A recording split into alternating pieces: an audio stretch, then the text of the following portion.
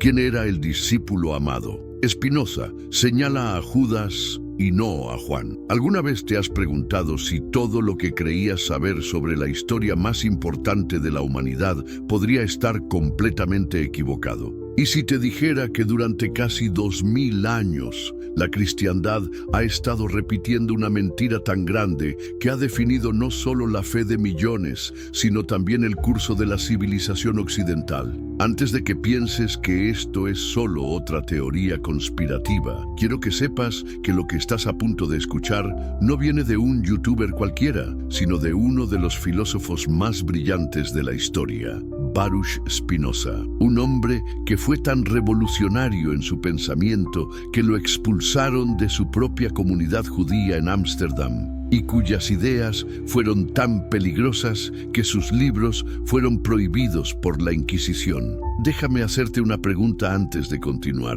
¿Desde qué país nos estás viendo y a qué hora? Escríbelo en los comentarios porque me encanta saber que nuestra comunidad se extiende por todo el mundo. Y si estás viendo esto desde tu celular, ayúdame dándole like al video. Eso realmente nos ayuda a llegar a más personas que necesitan escuchar esta verdad. Hoy vamos a explorar una teoría que ha sido silenciada durante siglos, una propuesta tan radical que podría cambiar completamente tu comprensión del cristianismo. Spinoza afirmó algo que hasta el día de hoy hace temblar los cimientos de la iglesia tradicional, que Judas Iscariote, el supuesto traidor, no Juan, el evangelista, era en realidad el discípulo amado de Jesús. ¿Te parece imposible? Blasfemo. Espera a escuchar toda la evidencia antes de juzgar, porque si Spinoza tenía razón, entonces toda la historia del cristianismo tendría que ser reescrita desde cero. El misterio que nadie quiere resolver. ¿Sabías que en el Evangelio de Juan, el autor nunca revela quién es el discípulo a quien Jesús amaba? Esta figura misteriosa aparece 5 veces en momentos cruciales de la narrativa, pero su identidad permanece en el anonimato. ¿No te parece extraño? Si fueras el autor de uno de los documentos más importantes de la historia, ¿no querrías que la gente supiera quién eres? La tradición cristiana, sin ninguna evidencia textual sólida, decidió que este discípulo amado era Juan, el hijo de Zebedeo. Pero aquí viene la primera pregunta incómoda. ¿Por qué Juan hablaría de sí mismo en tercera persona de manera tan consistente? ¿No es esto, como mínimo, una forma muy extraña de escribir? Imagínate que estás leyendo una biografía de Messi y el autor siempre se refiere a sí mismo como el periodista que Messi más admiraba sin nunca decir su nombre. ¿No te parecería sospechoso? Pues exactamente eso es lo que sucede con el Evangelio de Juan, pero hay algo aún más perturbador. En los momentos más íntimos entre Jesús y este discípulo amado, vemos un nivel de proximidad física que era extremadamente significativo en la cultura judía del siglo I. Durante la última cena, este discípulo está recostado sobre el pecho de Jesús, una posición que indicaba no solo confianza, sino una intimidad reservada para las relaciones más cercanas. ¿Y sabes qué? La tradición nos dice que Juan estaba ahí, pero también nos dice que Judas estaba sentado tan cerca de Jesús que podía recibir directamente el pan mojado de sus manos. ¿No te resulta curioso que el supuesto traidor tuviera una posición tan privilegiada en la mesa? Aquí es donde la cosa se pone realmente interesante. En la cultura judía del siglo I, la disposición en la mesa durante una comida formal no era aleatoria. La persona que se sentaba a la derecha del anfitrión era considerada el invitado de honor, y la persona que estaba lo suficientemente cerca como para recostarse sobre su pecho ocupaba una posición de intimidad extrema. Ahora, pregúntate esto: si Judas realmente era el traidor que la tradición nos ha pintado, ¿por qué Jesús le daría una posición tan privilegiada? ¿Por qué lo mantendría tan cerca cuando supuestamente sabía que lo iba a traicionar? La respuesta tradicional es que Jesús sabía lo que iba a pasar y mantuvo a Judas cerca para cumplir con la profecía. Pero esta explicación tiene un problema fundamental. Convierte a Jesús en un actor en una obra de teatro predeterminada, no en el maestro sabio y compasivo que la misma tradición nos enseña a admirar. ¿No sería más lógico pensar que Jesús mantuvo a Judas cerca porque realmente era su discípulo más querido? Porque era la persona en quien más confiaba. La revolución intelectual de Spinoza. Para entender por qué la teoría de Spinoza es tan importante, necesitamos conocer al hombre que la propuso. Baruch Spinoza vivió en el siglo XVII en Ámsterdam, una ciudad que en esa época era un refugio para los judíos expulsados de España y Portugal. Su familia había huido de la Inquisición española y él creció en una comunidad que valoraba el conocimiento y el debate intelectual. Pero ¿sabes qué pasó? Spinoza llevó ese amor por el conocimiento demasiado lejos para su comunidad. En 1656, cuando tenía solo 23 años, fue expulsado de la sinagoga de Ámsterdam con una de las excomuniones más severas jamás pronunciadas. ¿Su crimen? Hacer demasiadas preguntas incómodas sobre los textos sagrados. La excomunión decía que Spinoza era maldito de día y maldito de noche, maldito al acostarse y maldito al levantarse, maldito al salir y maldito al entrar. Prohíbe a cualquier judío hablar con él, hacer negocios con él, o incluso acercarse a menos de 4 metros de distancia. ¿No te parece una reacción extrema para alguien que solo estaba haciendo preguntas? Pero aquí está lo fascinante. En lugar de dejarse intimidar, Spinoza desarrolló el método más revolucionario para estudiar textos religiosos que el mundo había visto hasta entonces. Su obra, Tratado Teológico Político, literalmente inventó lo que hoy conocemos como crítica bíblica moderna. ¿Cuál era el método de Spinoza? Muy simple en teoría, pero revolucionario en la práctica. Leer los textos sagrados como si fueran cualquier otro documento histórico, sin prejuicios, sin asumir que todo lo que dice la tradición es verdad, sin miedo a las conclusiones incómodas. Spinoza propuso algo que hoy nos parece obvio, pero que en su época era radical: que los textos bíblicos fueron escritos por seres humanos, en contextos históricos específicos, con agenda políticas y teológicas particulares, y por lo tanto, deberían ser estudiados como cualquier otro texto histórico. ¿Te imaginas lo que esto significaba para la gente de su época? Era como si alguien hubiera dicho que el agua no era mojada o que el fuego no era caliente. Estaba desafiando verdades que se consideraban absolutas e incuestionables, pero Spinoza no se detuvo ahí. Aplicó su método a los evangelios y llegó a conclusiones que hasta el día de hoy hacen temblar a los eruditos tradicionales. Una de esas conclusiones era que la identidad del discípulo amado había sido mal interpretada durante siglos. ¿Y sabes qué encontró cuando analizó los textos sin prejuicios? Encontró que todas las evidencias apuntaban hacia una conclusión impensable: que Judas Iscariote, no Juan, era el discípulo a quien Jesús amaba más. La figura oculta de Judas Iscariote. Ahora viene la parte más difícil de aceptar para muchos. Durante 2000 años, Judas Iscariote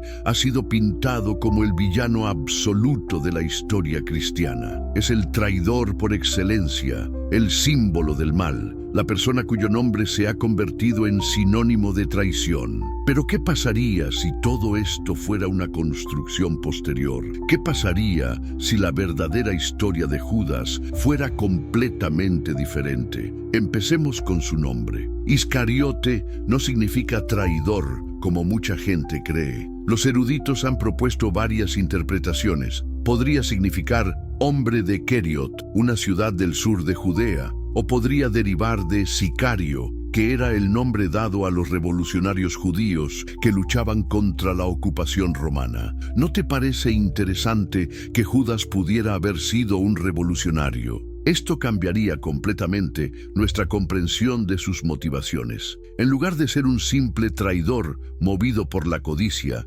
podría haber sido un patriota que creía que Jesús era el Mesías político que liberaría a Israel del yugo romano. Pero hay algo aún más revelador en los textos evangélicos. Judas era el tesorero del grupo apostólico, ¿Te has preguntado alguna vez por qué Jesús confiaría el dinero del grupo a alguien que supuestamente era un ladrón y un traidor? ¿No sería más lógico pensar que Judas tenía esa posición porque era la persona en quien Jesús más confiaba? El Evangelio de Juan dice que Judas era ladrón y tenía la bolsa, pero esta descripción aparece después de que ya se ha establecido la narrativa del traidor. ¿No es posible que esta caracterización haya sido añadida posteriormente para justificar la imagen negativa de Judas? Aquí tienes que hacerte una pregunta muy incómoda. ¿Y si la traición de Judas no fue realmente una traición? ¿Y si el beso en el jardín de Getsemaní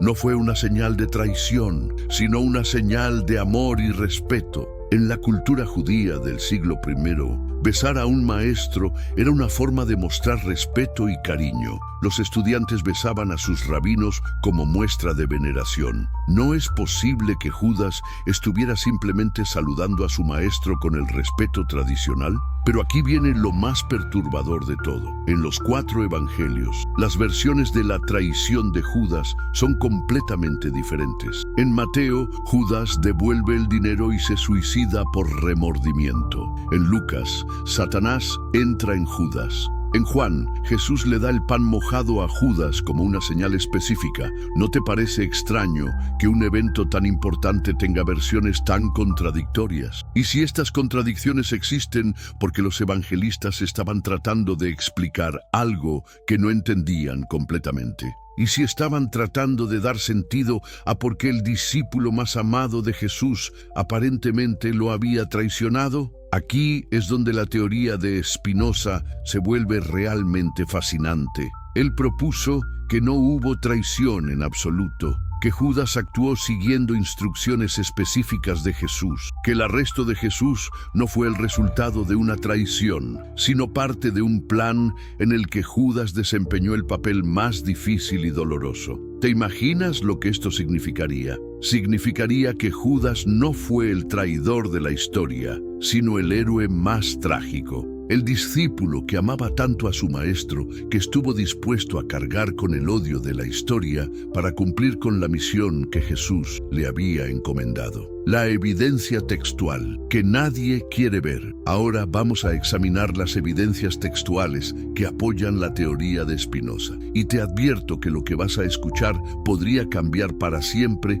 tu comprensión de los evangelios. Durante la última cena, el Evangelio de Juan nos dice que había un discípulo recostado sobre el pecho de Jesús. La palabra griega usada aquí es anakeimai, que implica una posición de intimidad extrema. En el contexto cultural del siglo I, esta posición era reservada para las relaciones más cercanas. ¿Y quién más estaba en una posición de intimidad con Jesús esa noche? Judas. El texto nos dice claramente que Jesús le dio el pan mojado directamente a Judas. En la cultura judía, compartir comida de esta manera era un signo de confianza y afecto especial. Pero aquí viene lo más interesante. Después de que Jesús le da el pan a Judas, el texto dice, y después del bocado, Satanás entró en él. ¿No te parece extraño que Satanás entrara en Judas justo después de que Jesús le mostrara este gesto de intimidad? ¿Y si esta descripción fue añadida posteriormente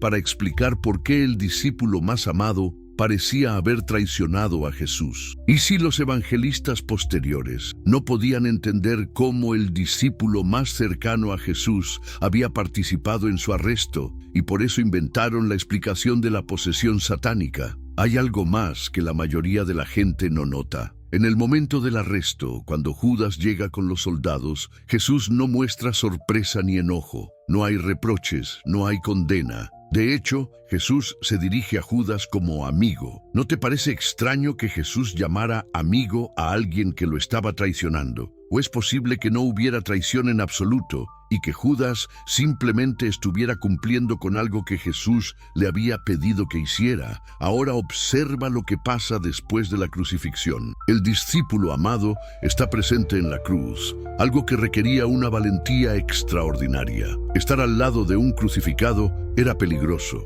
Podía ser identificado como seguidor y arrestado también. ¿Y sabes qué? La tradición nos dice que Juan estaba ahí, pero también hay evidencias de que Judas no desapareció inmediatamente después del arresto. Algunos textos sugieren que siguió a Jesús hasta la cruz, observando desde lejos lo que había ayudado a poner en marcha.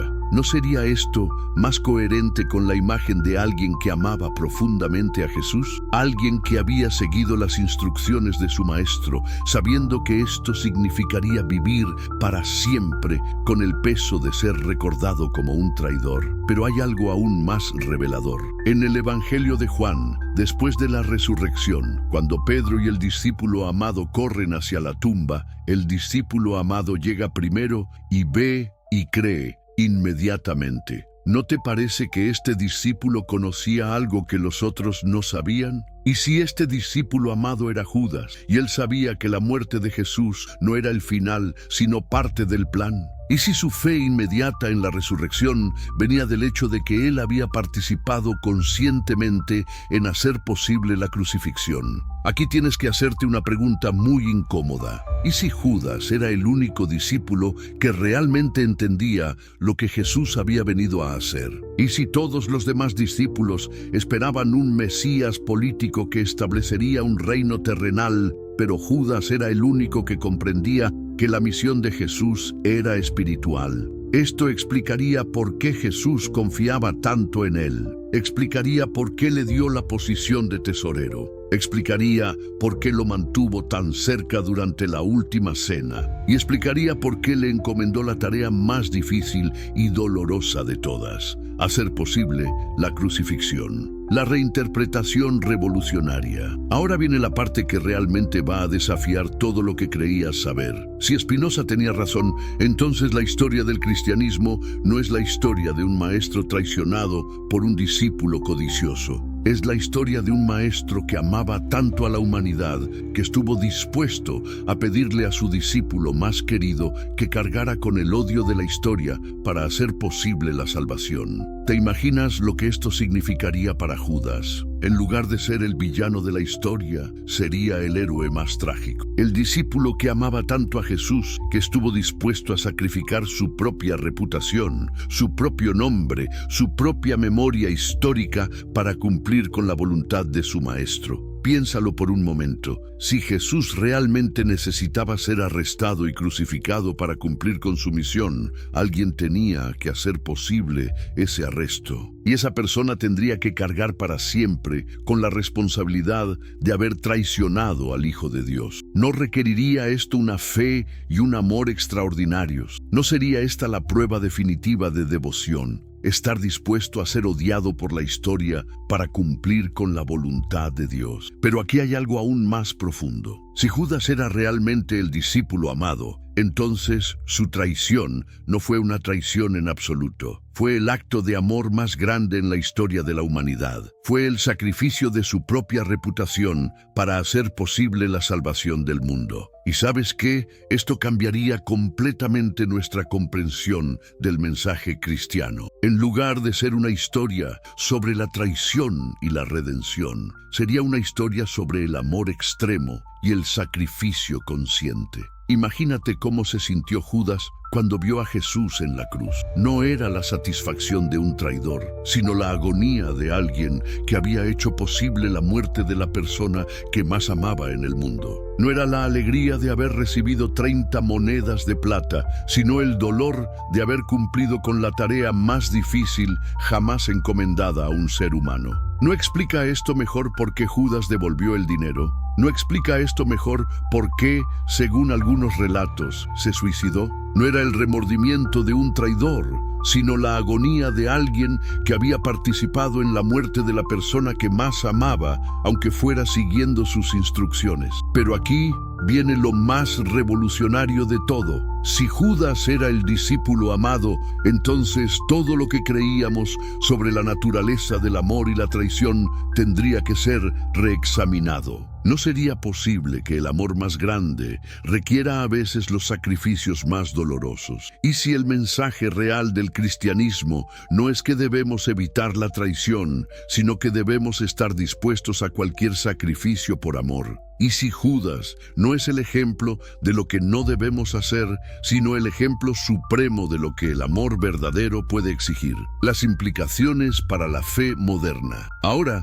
sé que todo esto puede sonar perturbador, incluso blasfemo para algunos, pero antes de que descarte esta teoría, quiero que te hagas una pregunta. ¿Por qué te resulta tan difícil aceptar que Judas podría haber sido el discípulo amado? Es porque durante 2000 años nos han enseñado que Judas era el malo. ¿Es porque nuestra comprensión del cristianismo depende de tener un villano claro en la historia?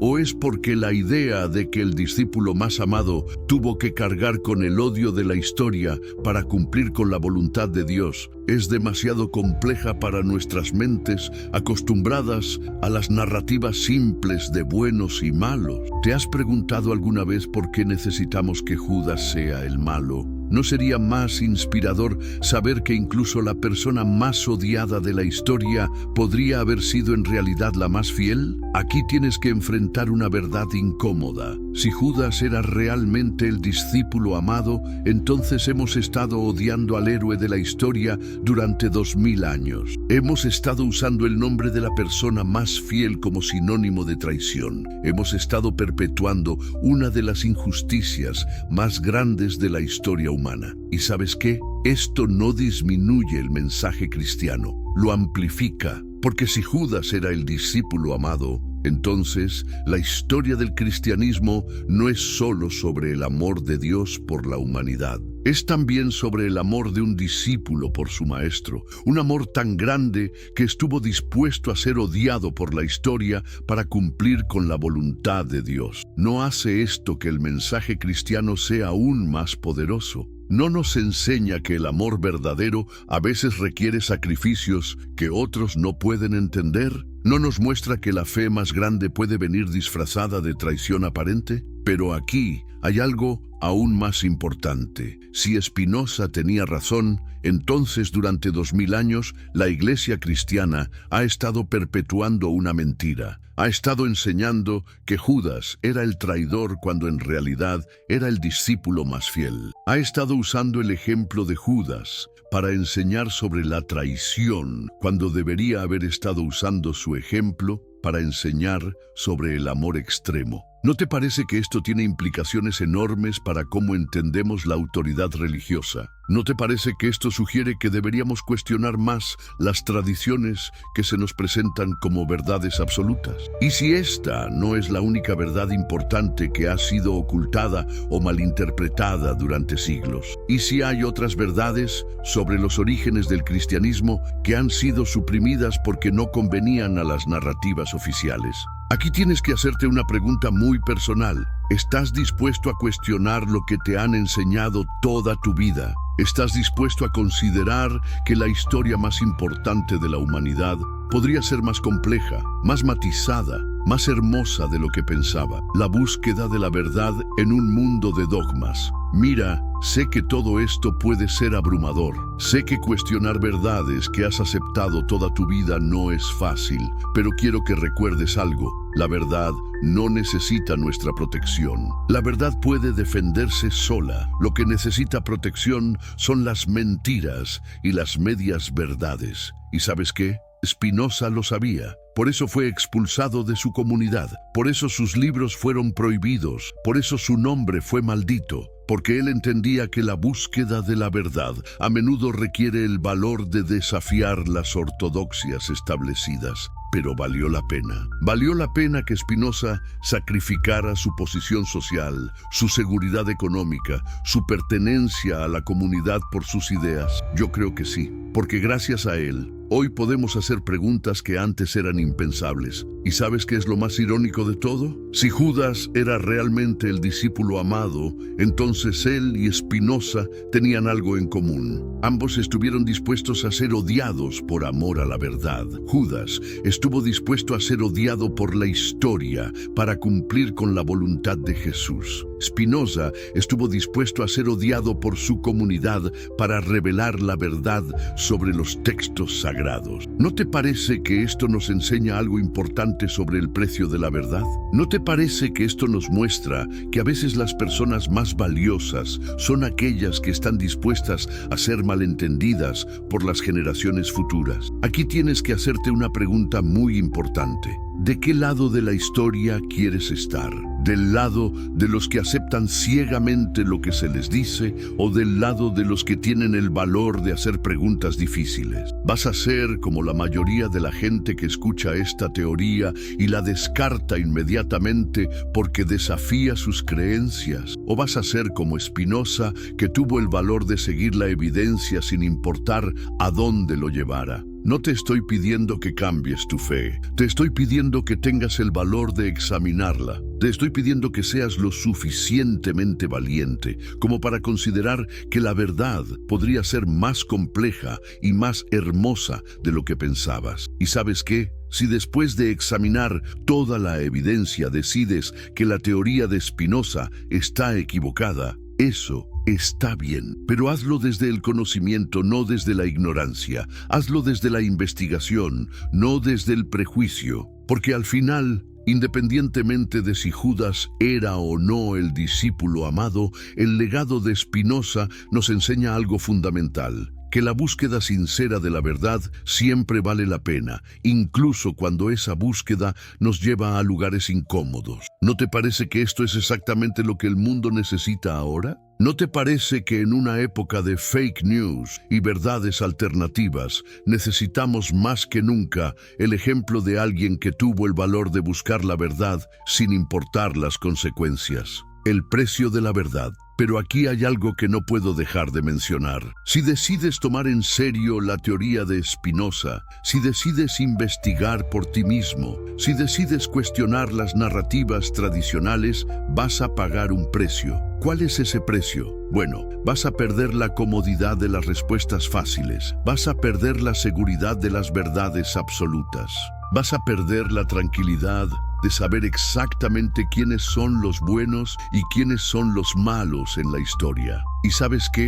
Algunas personas no van a entender tu búsqueda. Algunas personas van a pensar que estás perdiendo la fe. Algunas personas van a creer que estás siendo influenciado por ideas peligrosas. Pero ¿sabes qué más?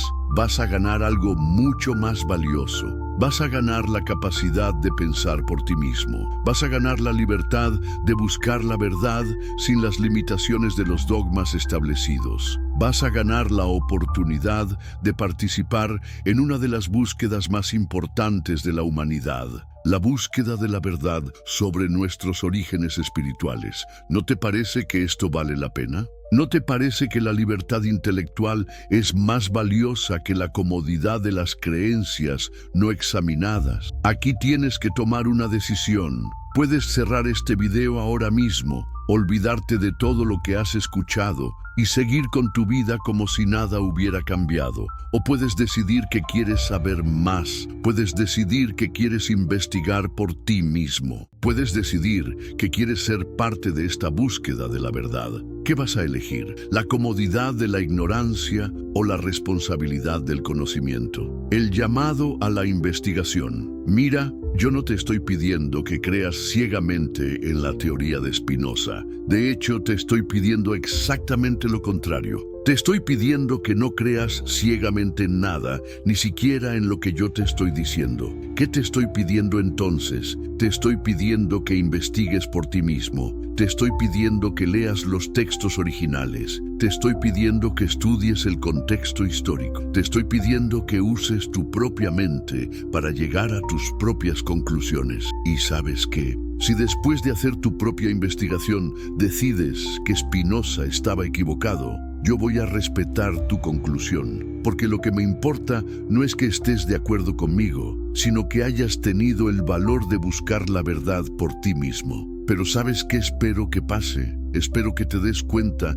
de que la búsqueda de la verdad es más emocionante que cualquier película de acción. Espero que te des cuenta de que cuestionar las narrativas establecidas es más gratificante que aceptarlas ciegamente. Espero que te des cuenta de que tienes el derecho y la responsabilidad de pensar por ti mismo. ¿Y sabes qué más espero? Espero que compartas esta búsqueda con otros. Espero que hables de estas ideas con tus amigos, con tu familia, con tu comunidad. Espero que seas parte de crear una cultura donde las preguntas difíciles no solo sean permitidas, sino celebradas. De hecho, después de ver este video, compártelo con alguien que conozcas. Compártelo con alguien que creas que tiene la mente abierta suficiente para considerar estas ideas. Compártelo con alguien que creas que podría beneficiarse de conocer la verdadera historia que ha sido ocultada durante siglos. ¿Por qué te pido esto? Porque creo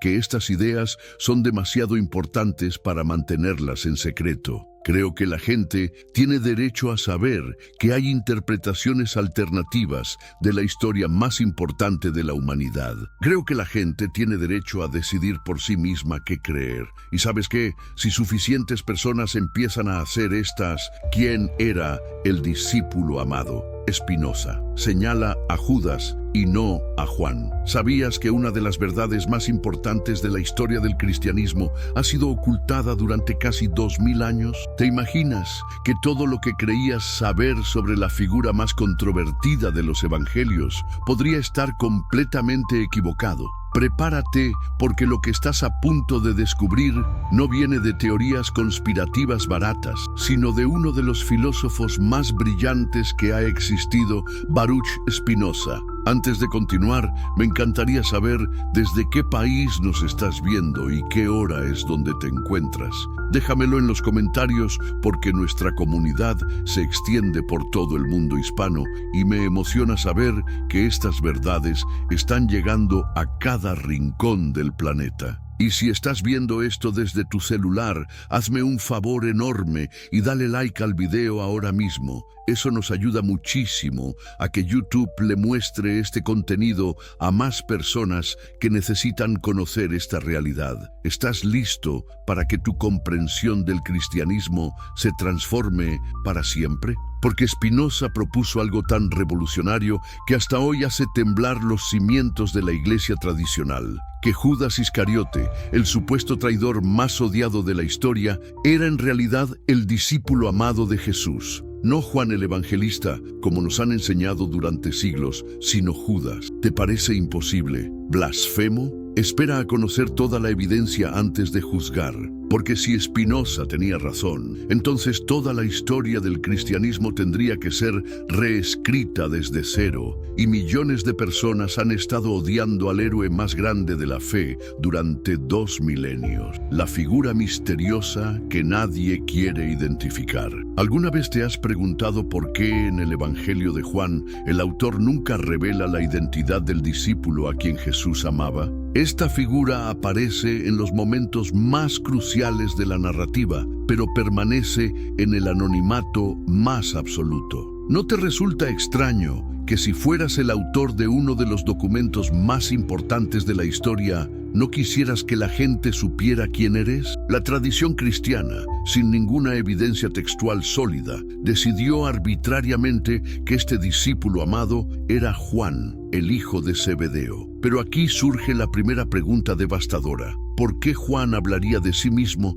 en tercera persona de manera tan sistemática y consistente? ¿No es esta una forma extrañísima de escribir sobre uno mismo? Imagínate que estás leyendo la autobiografía de Lionel Messi y el autor siempre se refiere a sí mismo como el futbolista que más admiraba Barcelona, sin nunca mencionar su nombre directamente. ¿No te parecería sospechoso al extremo? Pues exactamente eso es lo que supuestamente hace Juan en su evangelio. Pero hay algo mucho más inquietante que la tradición cristiana prefiere ignorar.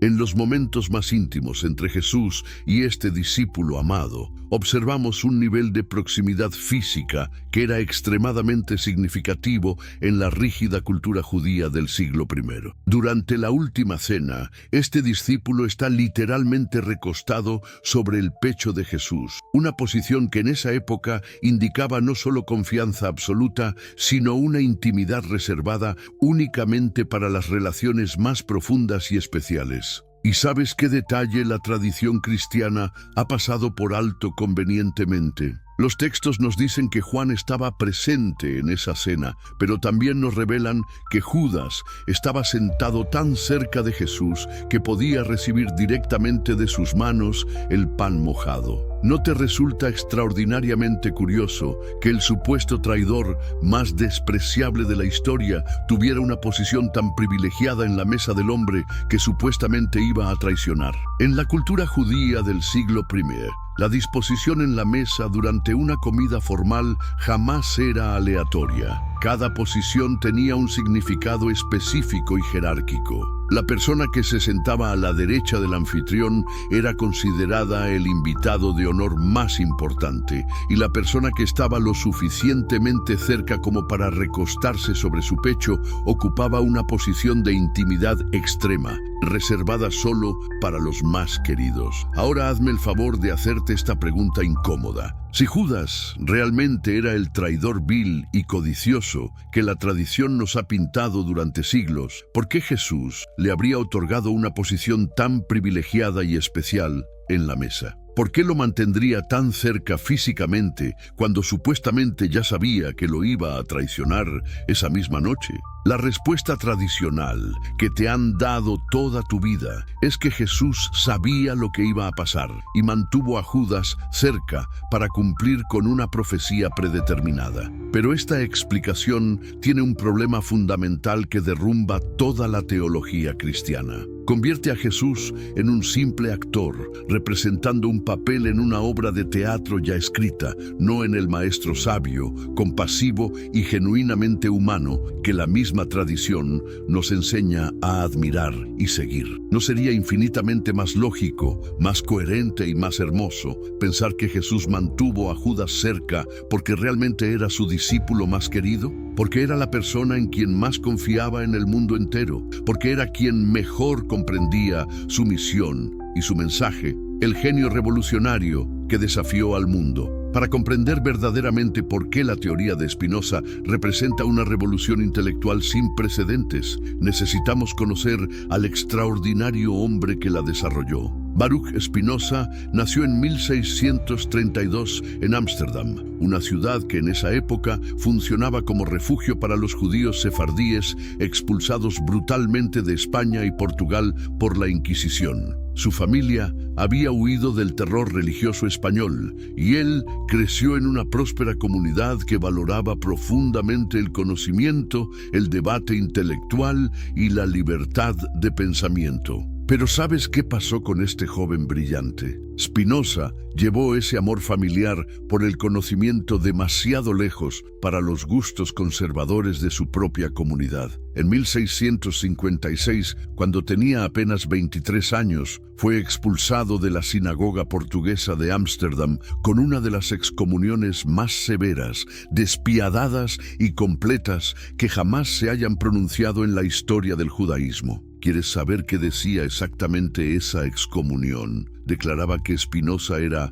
maldito de día y maldito de noche, maldito al acostarse y maldito al levantarse, maldito al salir y maldito al entrar. Prohibía terminantemente a cualquier judío hablar con él, hacer negocios con él, leer sus escritos o incluso acercarse a menos de 4 metros de distancia de su persona. ¿No te parece una reacción absolutamente extrema y desproporcionada para alguien que simplemente estaba haciendo preguntas intelectuales sobre textos religiosos? ¿Y cuál fue el terrible crimen de Spinoza? ¿Había robado? ¿Había asesinado? ¿Había cometido adulterio? No, nada de eso. Su único crimen fue hacer demasiadas preguntas incómodas sobre los textos sagrados, cuestionar interpretaciones que se consideraban intocables y aplicar la razón humana al estudio de las Escrituras.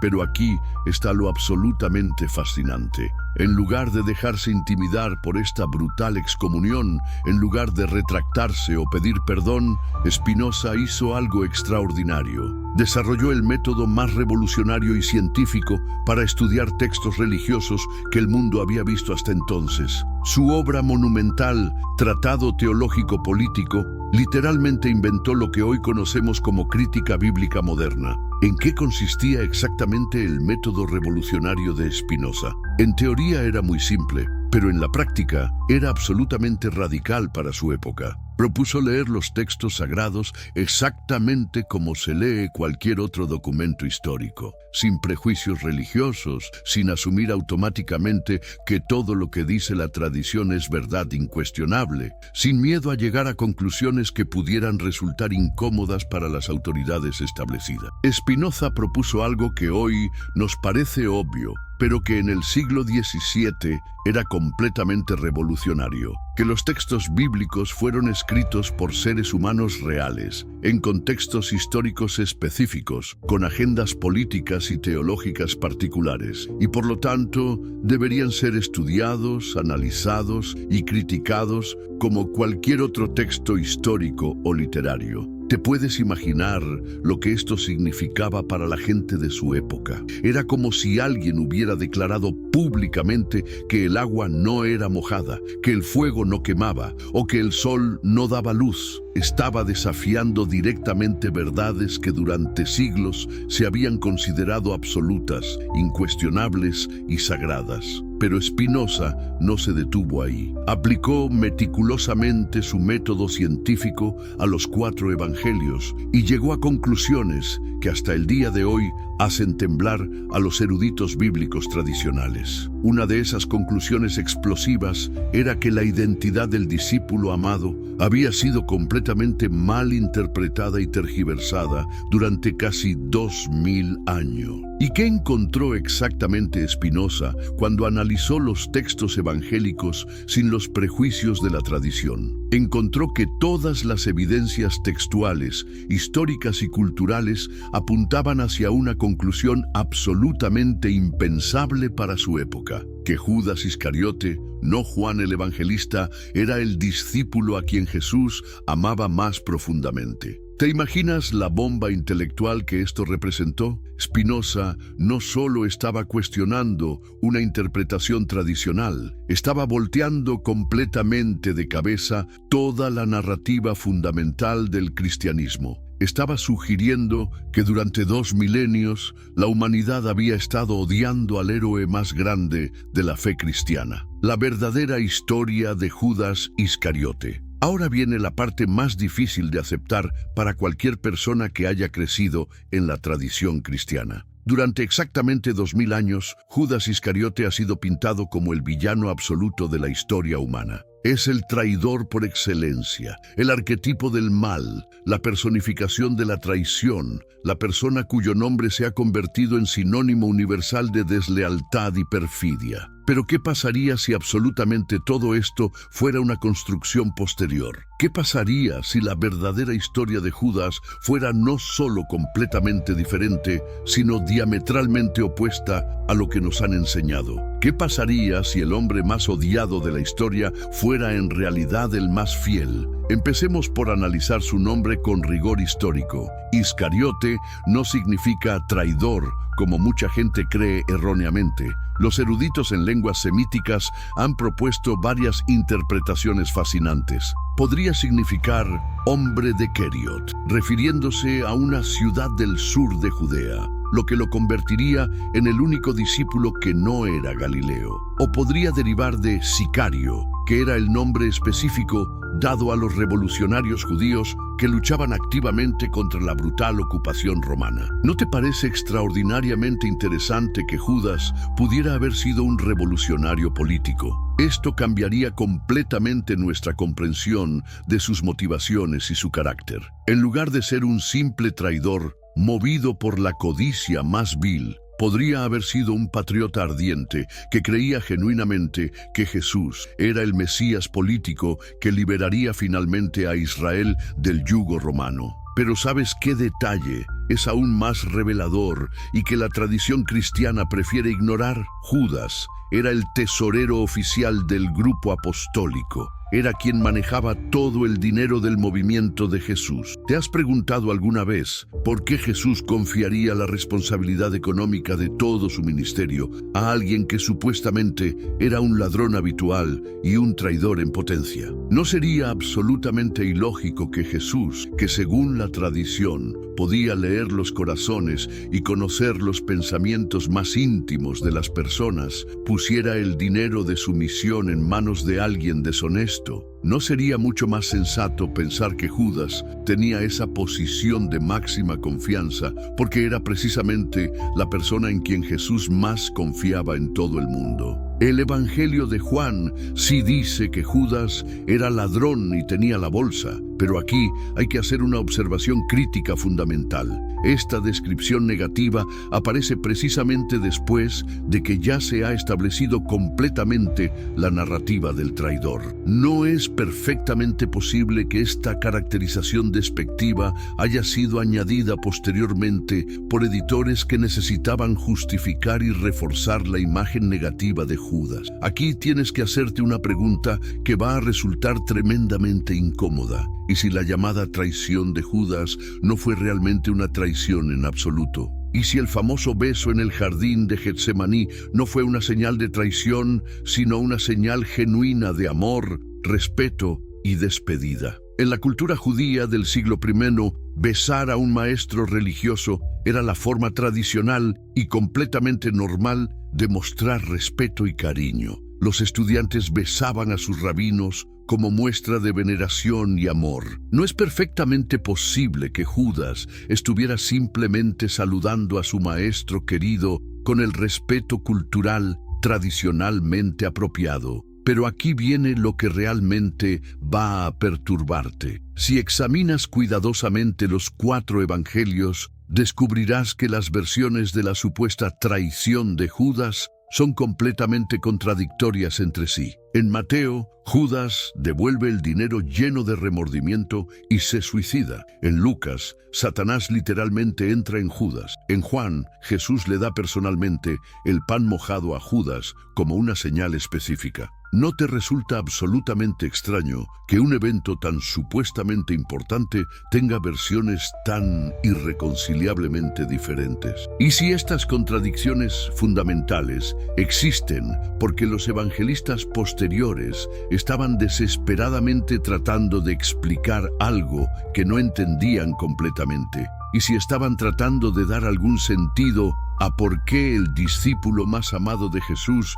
aparentemente había participado en su arresto, aquí es donde la teoría de Spinoza se vuelve absolutamente fascinante y transformadora. Él propuso que no hubo ninguna traición en absoluto, que Judas actuó siguiendo instrucciones específicas y directas de Jesús, que el arresto de Jesús no fue el resultado de una traición vil, sino parte de un plan cuidadosamente diseñado en el que Judas desempeñó el papel más difícil, doloroso y sacrificado. ¿Te puedes imaginar las implicaciones revolucionarias de esto? Significaría que Judas no fue el traidor más despreciable de la historia, sino el héroe más trágico y sacrificado. El discípulo que amaba tanto a su maestro, que estuvo dispuesto a cargar para siempre con el odio y la maldición de toda la humanidad para cumplir con la misión que Jesús le había encomendado personalmente.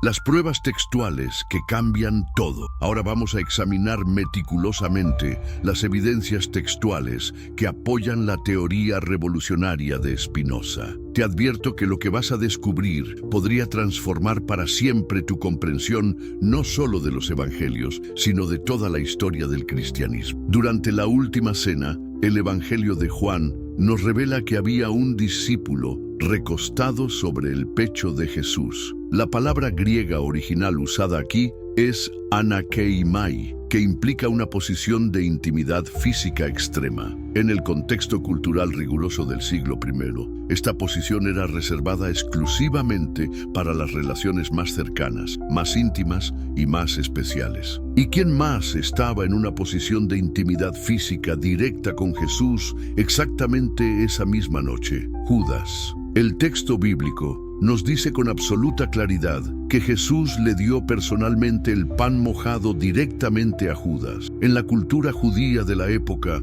compartir comida de esta manera tan personal era un signo inequívoco de confianza especial y afecto profundo. Pero aquí viene el detalle que realmente va a hacer que reconsideres todo. Después de que Jesús le da amorosamente el pan a Judas, el texto dice inmediatamente: y después del bocado, Satanás entró en él. ¿No te parece absolutamente extraño y contradictorio que Satanás entrara en Judas precisamente después de que Jesús le mostrara este gesto tan íntimo de amor y confianza? Y si esta descripción demoníaca fue añadida siglos después por editores que no podían entender ni explicar por qué el discípulo más amado de Jesús había participado en su arresto, y si los evangelistas posteriores no podían reconciliar cómo el discípulo más cercano a Jesús había hecho posible su crucifixión, y por eso inventaron la explicación conveniente de la posesión satánica. Hay algo más que el 99% de los cristianos nunca ha notado. En el momento exacto del arresto en el jardín, cuando Judas llega con los soldados romanos, Jesús no muestra ni la más mínima sorpresa ni el más mínimo enojo. No hay reproches amargos, no hay condenas furiosas, no hay desilusión visible. De hecho, según los textos, Jesús se dirige a Judas específicamente como amigo. ¿No te parece completamente extraño que Jesús llamara amigo a alguien que supuestamente lo estaba traicionando de la manera más vil? ¿O es infinitamente más probable que no hubiera ninguna traición en absoluto y que Judas simplemente estuviera cumpliendo dolorosamente con algo que Jesús le había pedido personalmente que hiciera? Ahora observa cuidadosamente lo que sucede después de la crucifixión. El discípulo amado está presente físicamente en la cruz, algo que requería una valentía extraordinaria y un riesgo personal enorme. Estar al lado de un crucificado era extremadamente peligroso, porque podía ser fácilmente identificado como seguidor del condenado y arrestado inmediatamente también. ¿Y sabes qué detalle histórico la tradición cristiana ha ocultado convenientemente? Aunque nos dicen que Juan estaba presente en la crucifixión, también hay evidencias textuales de que Judas no desapareció inmediatamente después del arresto, como nos han hecho creer. Algunos manuscritos antiguos sugieren que siguió a Jesús hasta el Calvario, observando desde lejos la horrible consecuencia de lo que había ayudado a poner en marcha. ¿No sería esto infinitamente más coherente con la imagen de alguien que amaba profundamente a Jesús? Alguien que había seguido las instrucciones más dolorosas de su maestro, sabiendo que esto significaría vivir para siempre con el peso insoportable de ser recordado como el traidor más despreciable de la historia. Pero hay algo aún más revelador y extraordinario. En el Evangelio de Juan, después de la resurrección, cuando Pedro y el discípulo amado corren hacia la tumba vacía, el discípulo amado llega primero y, según el texto original, ve y cree inmediatamente, sin necesidad de más evidencias. ¿No te parece que este discípulo conocía algo crucial que los otros no sabían? Y si este discípulo amado era precisamente Judas, y él sabía perfectamente que la muerte de Jesús no era el final trágico, sino parte del plan maestro, y si su fe inmediata e inquebrantable en la resurrección venía del hecho de que él había participado conscientemente en hacer posible la crucifixión, sabiendo que era necesaria para la salvación de la humanidad, aquí tienes que hacerte una pregunta que va a resultar tremendamente incómoda. ¿Y si Judas era el único discípulo que realmente entendía completamente lo que Jesús había venido a hacer al mundo? ¿Y si todos los demás discípulos esperaban ingenuamente un Mesías político que establecería un reino terrenal, pero Judas era el único que comprendía profundamente que la misión de Jesús era espiritual y eterna? Esto explicaría perfectamente por qué Jesús confiaba tanto en él. Explicaría por qué le dio la posición crucial de tesorero. explicaría por qué lo mantuvo tan físicamente cerca durante la última cena, y explicaría por qué le encomendó la tarea más difícil y dolorosa de todas, hacer posible la crucifixión que salvaría a la humanidad. ¿No te das cuenta de que si esto es verdad, entonces Judas no fue el villano de la historia, sino el héroe más sacrificado? No fue quien traicionó a Jesús, sino quien más lo amó. No fue quien arruinó el plan de Dios, sino quien lo hizo posible con el sacrificio más doloroso imaginable. Ahora compártele este video a alguien que conozcas, a alguien que creas que tiene la mente lo suficientemente abierta como para considerar que la historia más importante de la humanidad podría ser mucho más compleja, mucho más hermosa y mucho más profunda de lo que nos han enseñado durante siglos. ¿Por qué te pido que lo compartas? Porque creo firmemente que estas verdades son demasiado importantes para mantenerlas ocultas. Porque creo que cada persona tiene el derecho fundamental de conocer interpretaciones alternativas de la historia más importante de la humanidad. Porque creo que la verdad, sin importar cuán incómoda sea, siempre es preferible a la mentira más reconfortante. La transformación total del mensaje cristiano. Ahora viene la parte que realmente va a revolucionar todo lo que creías saber sobre el cristianismo. Si Spinoza tenía razón, entonces la historia del cristianismo no es la historia de un maestro divino traicionado por un discípulo codicioso y despreciable. Es la historia infinitamente más hermosa y profunda de un maestro que amaba tanto a la humanidad que estuvo dispuesto a pedirle a su discípulo más querido que cargara con el odio eterno de toda la historia para hacer posible la salvación universal. ¿Te puedes imaginar las implicaciones transformadoras de esto para nuestra comprensión de Judas? En lugar de ser el villano más despreciable de la historia humana, sería el héroe más trágico y sacrificado. El discípulo que amaba tanto a Jesús, que estuvo dispuesto a sacrificar no solo su vida, sino su propia reputación, su propio nombre, su propia memoria histórica para cumplir con la voluntad más difícil de su maestro. Detente un momento y piensa profundamente en esto. Si Jesús realmente necesitaba ser arrestado y crucificado para cumplir con su misión divina de salvación, entonces alguien inevitable tenía que hacer posible ese arresto, y esa persona tendría que cargar para siempre con la responsabilidad horrible de haber aparentemente traicionado al Hijo de Dios. ¿No requeriría esto una fe absolutamente extraordinaria y un amor completamente sobrehumano? ¿No sería esta la prueba definitiva de devoción? Estar dispuesto a ser odiado, maldecido y despreciado por toda la historia de la humanidad para cumplir con la voluntad de Dios. Pero aquí hay algo aún más profundo que va a cambiar tu comprensión del amor divino. Si Judas era realmente el discípulo amado, entonces su supuesta traición no fue una traición en absoluto. Fue el acto de amor más grande, más sacrificado y más doloroso en toda la historia de la humanidad. Fue el sacrificio completo de su propia alma para hacer posible la salvación del mundo entero. ¿Y sabes qué? Esto no disminuye ni debilita el mensaje cristiano, lo amplifica exponencialmente. Porque si Judas era el discípulo amado, entonces la historia del cristianismo no es solo sobre el amor infinito de Dios por la humanidad, es también sobre el amor infinito de un discípulo por su maestro. Un amor tan grande que estuvo dispuesto a ser odiado por toda la eternidad para cumplir con la voluntad divina. Imagínate por un momento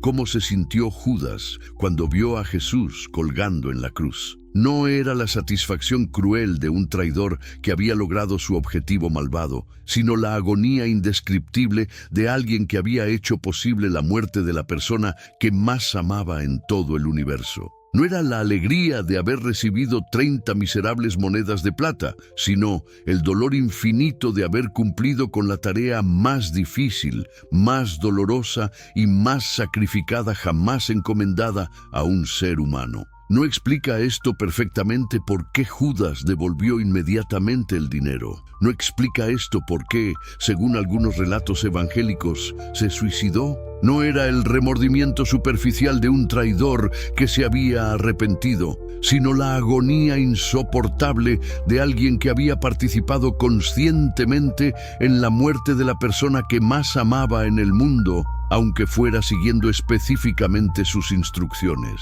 ¿No te das cuenta de que si esto es verdad, entonces Judas no se suicidó por culpa o remordimiento, sino porque simplemente no podía vivir en un mundo sin Jesús? No podía soportar la idea de seguir existiendo después de haber cumplido con la misión más dolorosa de la historia. No podía enfrentar una vida entera siendo odiado por la humanidad, cuando en realidad había hecho el sacrificio más grande por la humanidad. Pero aquí viene lo más revolucionario de todo.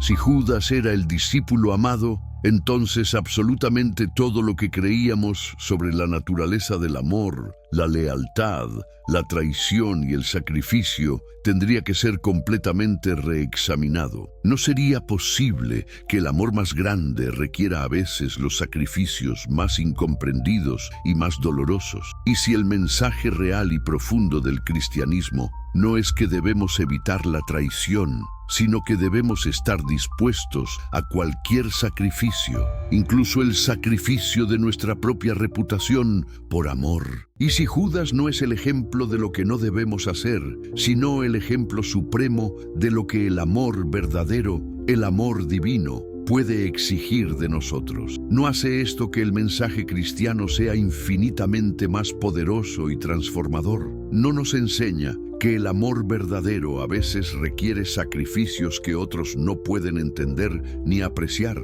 ¿No nos muestra que la fe más grande puede venir disfrazada de traición aparente, el precio del conocimiento y la búsqueda de la verdad? Ahora, sé perfectamente que todo esto puede sonar perturbador, incluso blasfemo para muchas personas. Pero antes de que descartes automáticamente esta teoría revolucionaria, quiero que te hagas una pregunta absolutamente honesta. ¿Por qué te resulta tan difícil aceptar que Judas podría haber sido el discípulo amado? Es simplemente porque durante exactamente 2000 años nos han enseñado sistemáticamente que Judas era el malo absoluto. ¿Es porque nuestra comprensión simplista del cristianismo depende de tener un villano claro y definido en la historia? ¿O es porque la idea de que el discípulo más amado tuvo que cargar con el odio eterno de la historia para cumplir con la voluntad de Dios es demasiado compleja, demasiado profunda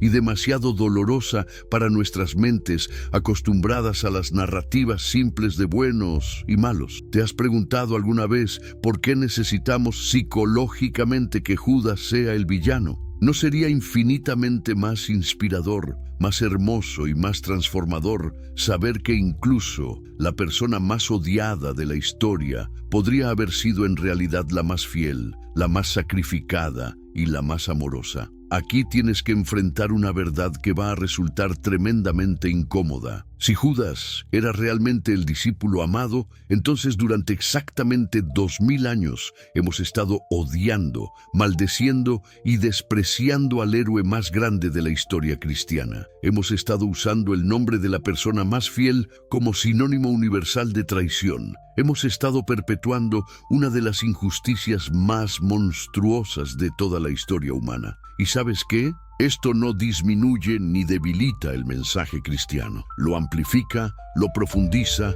y lo hace infinitamente más poderoso. Porque si Judas era el discípulo amado, entonces la historia del cristianismo no es solo sobre el amor infinito de Dios por la humanidad. Es también sobre el amor infinito de un discípulo por su maestro. Un amor tan grande que estuvo dispuesto a ser odiado por toda la eternidad para cumplir con la voluntad divina. ¿No hace esto que el mensaje cristiano sea aún más revolucionario? ¿No nos enseña que el amor verdadero a veces requiere sacrificios que otros no pueden entender? ¿No nos muestra que la fe más grande puede venir disfrazada de traición aparente? Pero aquí hay algo aún más importante que va a cambiar tu vida. Si Spinoza tenía razón, entonces, ¿alguna vez despiertas y piensas que lo que te enseñaron sobre la historia podría ser solo la punta del iceberg? Imagínate por un segundo que justo ahora, mientras lees esto, alguien en México, en Argentina o en España teclea el mismo texto. ¿Desde qué país me estás leyendo y qué hora marca tu reloj en este instante? Escríbelo abajo, porque quiero saber hasta dónde llega esta revelación. Si me sigues desde tu celular, hazme el favor enorme de darle like a este video. Ese sencillo gesto nos ayuda a hypar, sí, a explotar el alcance, y que más personas descubran la verdadera realidad que hoy vamos a desenterrar. Y si crees que alguien más debería verlo, compártelo con un amigo. Cuanto más seamos, más fuerte retumbará esta verdad. Ahora pongámonos en la piel de un joven judío en el siglo I. Piensa en Jerusalén bajo el yugo romano, calles empedradas, puestos de aceite y especias, soldados patrullando con lanzas y escudos. En ese escenario emerge un predicador carpintero que camina por aldeas y ciudades pequeñas, hablando de amor, justicia y liberación. Su mensaje resuena entre campesinos hambrientos y jornaleros explotados por un imperio que los oprime. ¿Te imaginas cómo debió sentirse un esclavo al escuchar por primera vez que su valor no dependía de su amo, sino de su dignidad humana? O una mujer, en una sociedad donde su voz apenas contaba, al descubrir que podía ser llamada discípula, amiga, hermana. Este hombre es Jesús de Nazaret. Sus palabras eran sencillas: ama a tu prójimo, bienaventurados los pobres. El reino de Dios está aquí. Nada de teorías complicadas, sino promesas de cambio concreto. Pan para el hambriento, justicia para el aplastado. Pero, ¿cómo de revolucionario es predicar la igualdad cuando el mundo gira alrededor de privilegios y jerarquías? Avancemos unas décadas y entra en escena Pablo de Tarso, un ciudadano romano con toga y ropajes bien cortados, educado en filosofía griega y retórica. Un hombre que jamás pisó Galilea, que ni siquiera fue alumno directo de Jesús, pero que tuvo la osadía de redefinir su mensaje para adaptarlo al poder de Roma. ¿Te has preguntado alguna vez por qué el mayor perseguidor de los primeros seguidores de Jesús cambió de bando justo cuando el movimiento empezaba a crecer?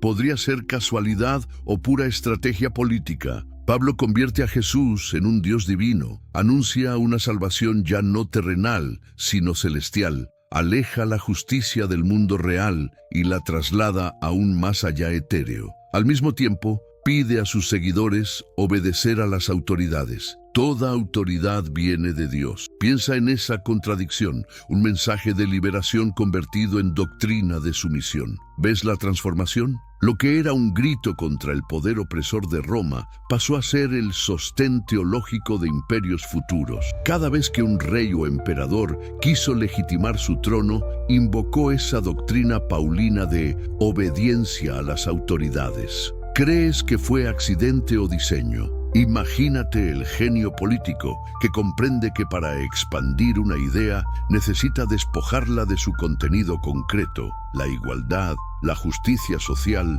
y reemplazarlo por promesas abstractas de un cielo lejano. Así, cualquier crítica al poder puede etiquetarse como ataque a lo divino. Y aquí es donde la verdadera historia se profundiza, en los concilios y en la formación del canon. Constantino, ya como emperador, ve el potencial de esta fe adaptada. Unifica un imperio fracturado con una sola religión de Estado. Se decide qué escritos son ortodoxos y cuáles heréticos. Evangelios que hablaban de la liberación social quedan sepultados. Textos que refuerzan la obediencia y la jerarquía eclesiástica canonizados. ¿Te has cuestionado por qué solo 4 evangelios sobrevivieron y cientos de otros escritos quedaron fuera o fueron destruidos? ¿Quién decidió qué se enseñaba y qué desaparecía para siempre? Ahora, volvamos a tu pantalla. ¿Qué hora es? ¿En qué parte del mundo estás? Deja tu respuesta en los comentarios y comparte este video con alguien que creas debe enterarse de la verdadera trama. Porque si el mensaje original de Jesús hablaba de justicia hoy, necesitamos recuperarlo de las manos de quienes lo convirtieron en un instrumento de control. Esto apenas es el comienzo. En la próxima entrega, nos sumergiremos en cómo esos cambios doctrinales moldearon la Edad Media, el Renacimiento y llegaron hasta nuestros días, encubriendo siglos de poder eclesiástico y político. Prepárate para descubrir cómo la fe, que podía haber liberado a los oprimidos, se convirtió en la estructura que los mantuvo atados. Si quieres la segunda parte de este viaje, di: quiero la historia completa, y comenzaremos a desentrañar cada hilo hasta llegar al presente.